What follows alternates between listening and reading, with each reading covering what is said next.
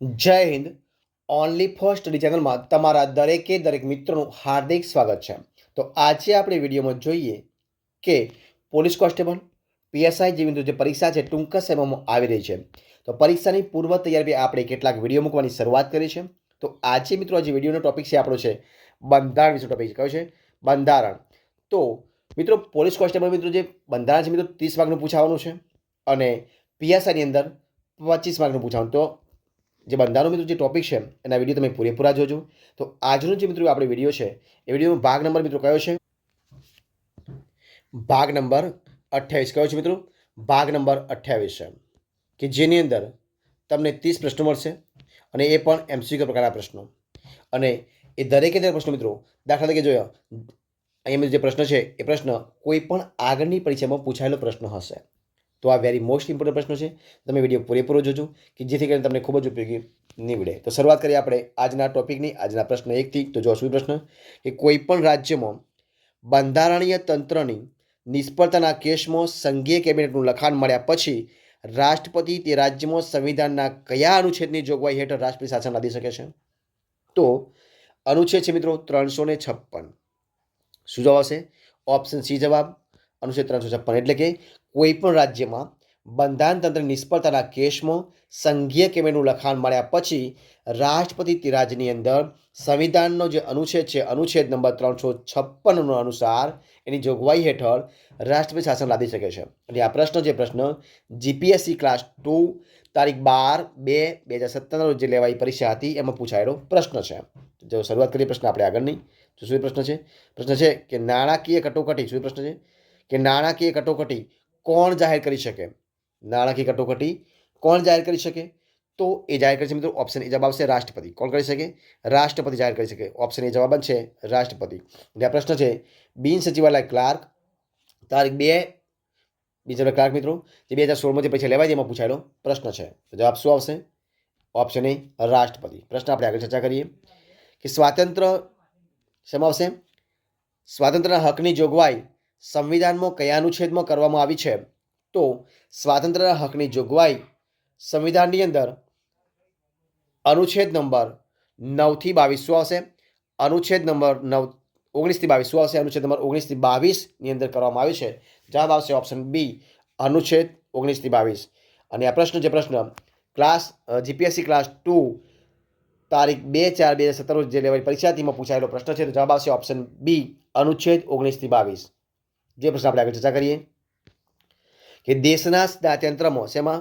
દેશના ન્યાયતંત્રમાં સૌથી ટોચના સ્થાને કઈ અદાલત છે?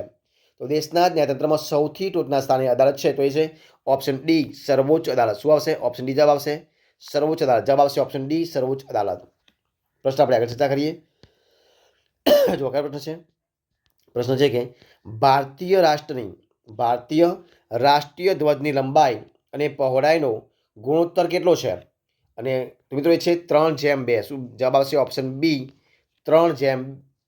એટલે શું જવાબ આવશે? ઓપ્શન બી જવાબ 3:2. અને આ પ્રશ્ન પીએસઆઈ જીકે તારીખ 4/3 અને 5/3/2017માં જે પરીક્ષા લેવાય એમાં પૂછાયેલો પ્રશ્ન છે. તો ભારતીય રાષ્ટ્રીય ધ્વજની લંબાઈ અને પહોળાઈનો ગુણોત્તર છે 3:2. ઓપ્શન બી જવાબ. પ્રશ્ન આપણે આગળ ચર્ચા કરીએ કે ભારતના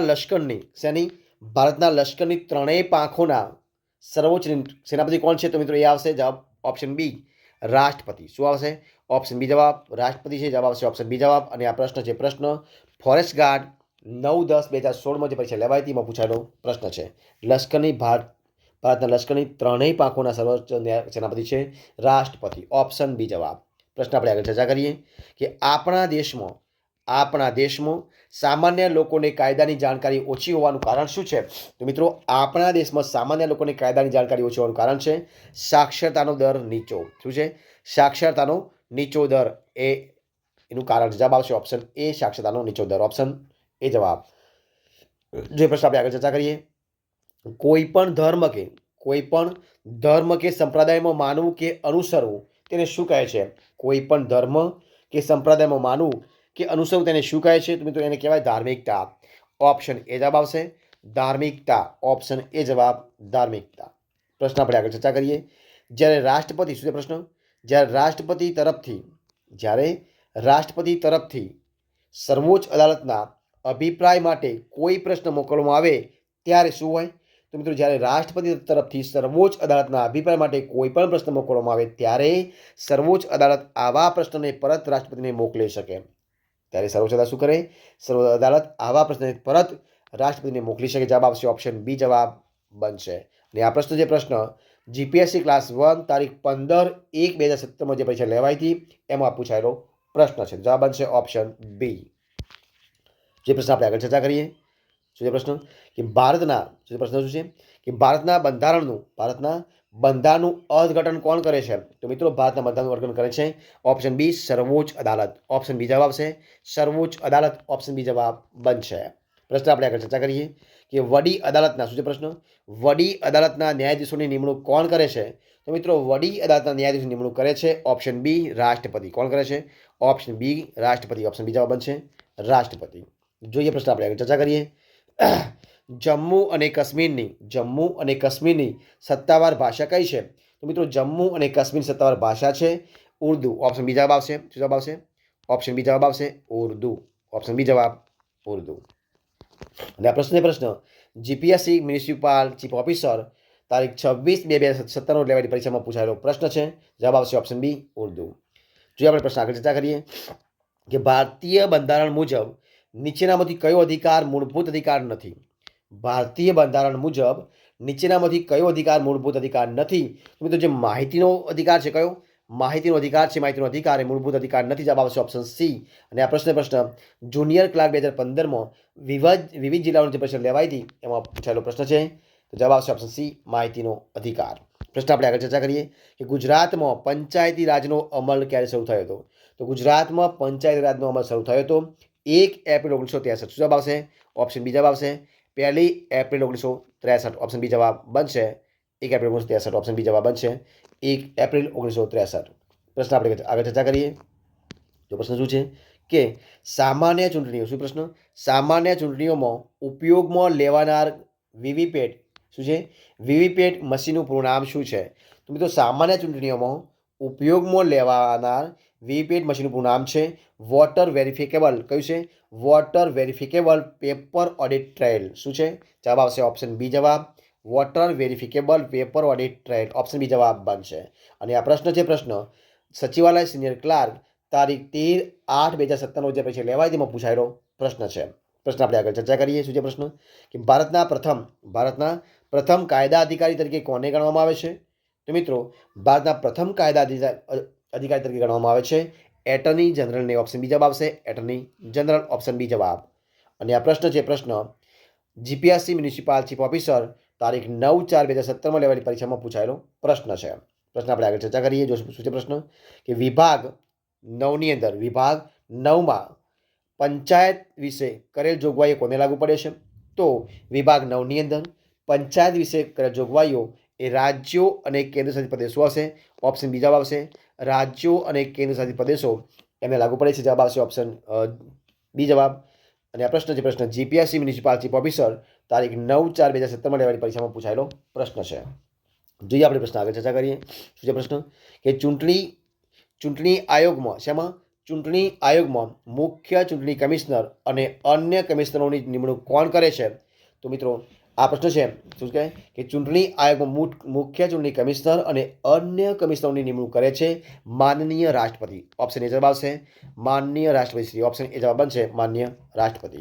અને આ પ્રશ્ન જીપીએસસી મહિલા અને બાળ વિકાસ તારીખ 29/1/2017 લેવાયેલી પરીક્ષામાં પૂછાયેલો પ્રશ્ન છે. જોઈએ પ્રશ્ન આપણે ચર્ચા કરીશું. છે પ્રશ્ન કે ભારતનું બંધારણ શું છે? ભારતનું બંધારણ વિશ્વમાં સૌથી મોટું અને લેખિત બંધારણ. જવાબ શું આવશે? ઓપ્શન એ જવાબ બનશે ભારતનું બંધારણ એ વિશ્વનું સૌથી મોટું અને લેખિત બંધારણ છે. જવાબ બનશે ઓપ્શન એ જવાબ બનશે. પ્રશ્ન આપણે આગળ ચર્ચા કરીએ કે કયા બંધારણીય સુધારા દ્વારા લોકસભાની મુદત 5 વર્ષથી બદલી અને 6 વર્ષની કરવામાં આવી હતી? તો મિત્રો જે 42મો સુધારો કયો છે? જે 42મો સુધારો છે એ સુધારા દ્વારા લોકસભાની મુદત 5 વર્ષથી બદલી અને 6 વર્ષની કરવામાં આવી. જવાબ આવશે ઓપ્શન બી જવાબ બનશે. પ્રશ્ન આપણે આગળ ચર્ચા કરીએ. દોસ્તો પ્રશ્ન કે દેશમાં રાજકીય પક્ષ તરીકે નોંધણી કોણ કરે છે? તો દેશમાં રાજકીય પક્ષ તરીકે નોંધણી કરે છે ભારતનું નિર્વાચન આયોગ. કોણ કરે છે? ભારતનું નિર્વાચન આયોગ એટલે કે CI. અને આ પ્રશ્ન GPSC ક્લાસ 2 તારીખ 16/4/2017 લેવાયેલી પરીક્ષામાં પૂછાયેલો પ્રશ્ન. જવાબ આવશે ઓપ્શન એ જવાબ બનશે. પ્રશ્ન આપણે આગળ ચર્ચા કરીએ કે માનવ અધિકાર માટે શું છે પ્રશ્ન? માનવ અધિકાર માટે હાઈ કમિશનર ઓફિસની સ્થાપના ક્યારે કરવામાં આવી હતી? તો મિત્રો માનવ અધિકાર માટે હાઈ કમિશનરની ઓફિસની સ્થાપના કરવામાં આવી હતી ઈસવીસન 1993. ક્યારે? ઈસવીસન 1993 કરવામાં આવી. જવાબ આવશે ઓપ્શન ડી, ઈસવીસન 1993. અને આ પ્રશ્ન GPSC social welfare officer class 2 તારીખ 25/2/2017 લેવાયેલી પરીક્ષામાં પૂછાયેલો પ્રશ્ન છે. જવાબ આવશે ઓપ્શન ડી, 1993. પ્રશ્ન આપણે આગળ ચર્ચા કરીએ. રાષ્ટ્રપતિ કોની સલાહથી લોકસભાનું વિસર્જન કરે છે? તો રાષ્ટ્રપતિ જે છે રાષ્ટ્રપતિ ઓપ્શન એ જવાબ છે. પ્રધાનમંત્રીની સલાહથી લોકસભાનું વિસર્જન કરે. જવાબ આવશે ઓપ્શન એ, પ્રધાનમંત્રી. પ્રશ્ન આપણે આગળ ચર્ચા કરીએ કે લોકશાહીમાં શું છે પ્રશ્ન? લોકશાહીમાં રાજ્ય સરકારનું મુખ્ય કાર્ય શું છે? તો લોકશાહીમાં રાજ્ય સરકારનું મુખ્ય કાર્ય છે option A, lock Kalyan. Option A જવાબ આવશે લોક કલ્યાણ. ઓપ્શન એ જવાબ બનશે. જો પ્રશ્ન આપણે આગળ ચર્ચા કરીએ કે સાર્વત્રિક પુખ્ત વય કઈ આવશે? સાર્વત્રિક પુખ્ત વય મતાધિકાર પદ્ધતિ કયા સિદ્ધાંત પર આધારિત છે? તો મિત્રો સાર્વત્રિક પુખ્ત વય મતાધિકાર પદ્ધતિ એ વ્યક્તિ દીઠ એક મત. શું આવશે? ઓપ્શન એ જવાબ આવશે વ્યક્તિ દીઠ એક મત જે છે એના પર આધારિત. જવાબ આવશે ઓપ્શન એ, વ્યક્તિ દીઠ એક મત. ઓપ્શન એ જવાબ બનશે. જોઈએ પ્રશ્ન આપણે આગળ ચર્ચા કરીશું. શું છે પ્રશ્ન કે બંધારણના ઘડતરની શું છે? બંધારણના ઘડતરની કામગીરી કેટલી બેઠકોમાં પૂર્ણ થઈ છે? તો બંધારણના ઘડતરની કામગીરી એ 166 કેટલા? 166 જે બેઠકો છે એમાં પૂર્ણ થઈ. જવાબ આવશે ઓપ્શન સી, 166 બેઠકો પૂર્ણ થઈ. ઓપ્શન સી જવાબ બનશે. પ્રશ્ન આપણે આગળ ચર્ચા કરીએ કે ભારતે કઈ છે પ્રશ્ન કે ભારતે કઈ લોકશાહીનું સ્વરૂપ સ્વીકાર્યું હતું?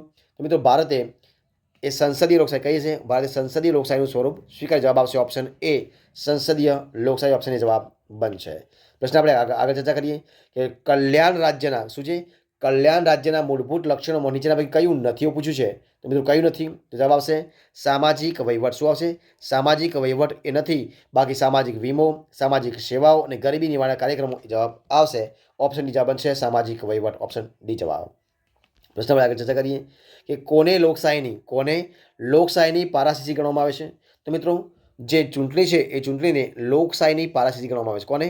ચૂંટણીને લોકશાહીની પારાશીસી ગણવામાં જવાબ આવશે ઓપ્શન બી, ચૂંટણીને લોકશાહીની પારાશીસી ગણવામાં આવે છે. ઓપ્શન બી જવાબ બનશે. પ્રશ્ન આપણે આગળ જોઈએ અને આ વિડીયો છેલ્લો પ્રશ્ન જો શું છે? પ્રશ્ન છે કે વહીવટી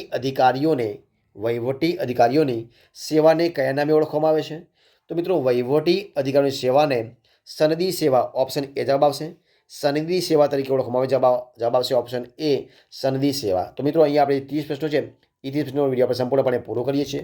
જો તમને મારો વિડીયો ગમ્યો હોય, વિડીયો પસંદ આવ્યો હોય, યુઝફુલ લાગ્યો હોય તો એને લાઇક કરો, કોમેન્ટ કરો, તમારા મિત્રોને વિડીયો શેર કરો અને છેલ્લે ચેનલમાં નવા હોય, ચેનલ સબસ્ક્રાઈબ ન કરી હોય તો only for study channel subscribe કરવા માટે વિનંતી છે.